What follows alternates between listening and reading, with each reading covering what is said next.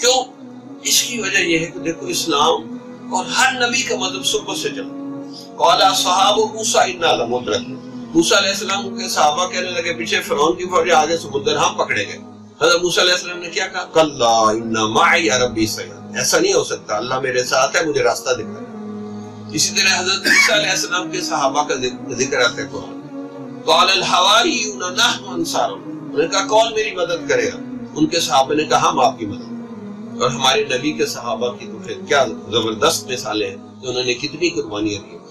تو دیکھیں ہمیشہ کوئی بھی نبی کا دین صحبت سے چلا. جو نبی کی صحبت میں بیٹھنے والے تھے وہ حاجی بھی تھے، نمازی بھی تھے، مجاہد بھی تھے. جان دینا سب سے مشکل ہوتا ہے نا، ان کو مجاہدین کہنا چاہیے تھا لیکن صحبت کی وجہ سے صحابی کہلائے. اچھا یہ حضور جیسی تو کسی کی صحبت نہیں تھی صلی اللہ علیہ وسلم. آگے جو صحابہ کی صحبت میں بیٹھے وہ بھی حاجی تھے، نمازی تھے، مجاہد تھے، لیکن وہ بھی مجاہدین نہیں کہلائے. صحبت کی وجہ سے تابعین کہلائے، اتباع کرنے. اچھا اگلی نسل جو تابعین کی صحبت میں بیٹھی وہ تبع تابعین کہلائی، وہ بھی حاجی تھے، نمازی تھے، مجاہد تھے، وہ بھی مجاہدین نہیں کہلائے. اسی طرح قیامت تک اولیاء اللہ بنیں گے، جو پریکٹیکل مسلم بنیں گے وہ صحبت کے ذریعے بنیں گے. جتنی مرضی آپ ڈگریاں لیں، آپ میں تبدیلی نہیں آئے گی جب تک کہ آپ صحبت میں نہیں بیٹھیں.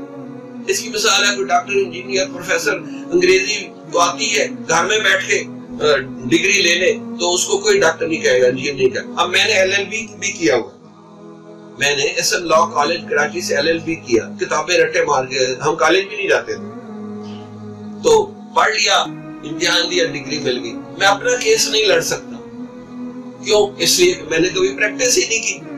Practice makes a man perfect. تو ہم اپنے بچوں کو کسی اللہ والے کی صحبت میں بٹھائیں، پھر اس کی صحبت سے، اس کی دعاؤں سے، اس کی توجہ سے پھر اس کا دل دماغ بدلے. یہ ڈائریکٹ ڈائلنگ ایک طریقہ. کتابیں پڑھنے سے معلومات مل جائے گی، عمل کی توفیق نہیں ملتی. جمال الوجود بذكر الإله وتصفو الحياة بنور